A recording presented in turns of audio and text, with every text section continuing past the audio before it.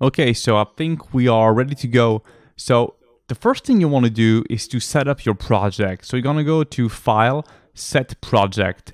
And here you're simply going to choose the main folder in which you're going to work in. Inside that folder, what you want to do first is to create another folder called Images. And this is where you will output your batch renders.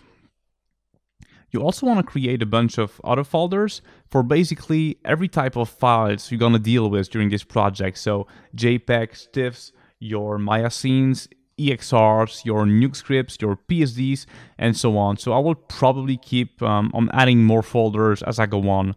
So just make sure that everything is very well organized and very well named so that it's easily understandable. Then once that is done, you want to select your main folder, click on Set, then click on Create Default Workspace. Cool. Second thing you want to do is to make sure you are working in meters when it comes to the scene units, because by default it's in centimeters. And in this case, since we are dealing with like a big scale outdoor environment, it's just easier to deal with meters. Now, what might happen is like what I have here, so the grid might disappear, and that's simply because you need to switch the far and near clip planes of your camera. You need to tweak them a little bit by increasing the values here. That will likely happen if you switch from centimeters to meters. Cool. So now another super important thing I want to quickly talk about without going too much into details is the color space you're going to work in. So you're going to want to go into the color management settings. So just for the quick explanation, by default, Maya is set up to work in sRGB. Now, the problem with this color space is that it's a limited color space.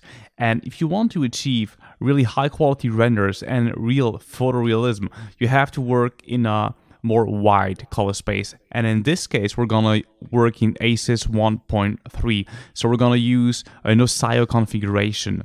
Now, the other reason why we're gonna work in ACES, it's because ACES now it's pretty much an industry standard, and we use an OSIO configuration so that all the departments, all the artists in the different softwares basically see the same thing. So it's to keep a lot of consistency and accuracy in colors.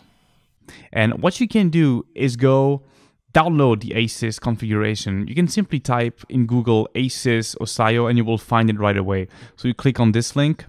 You just go to the downloads folder and you can download the configuration in the zip folder. And then you can just extract that wherever you want on your computer.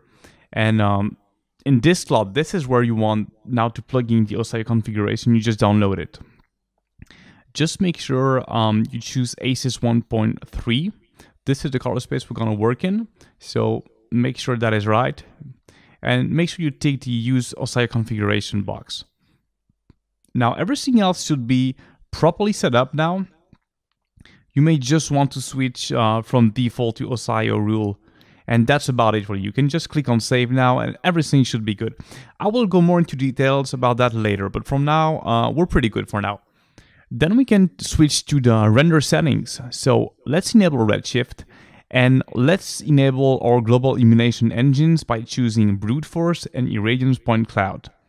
Then we can also set up our resolution. For this project, we're going to work in 239 aspect ratio. So that's 1920 by 804. You may also want to enable the animation because we're definitely not only going to render still frames, we're going to also render like a full sequence. So let's just put 200 frames for now and it should be good. Make sure you also put 200 frames here in the time frame. Make sure you're working in 24 frames per second, even though that should be set up by default, I think.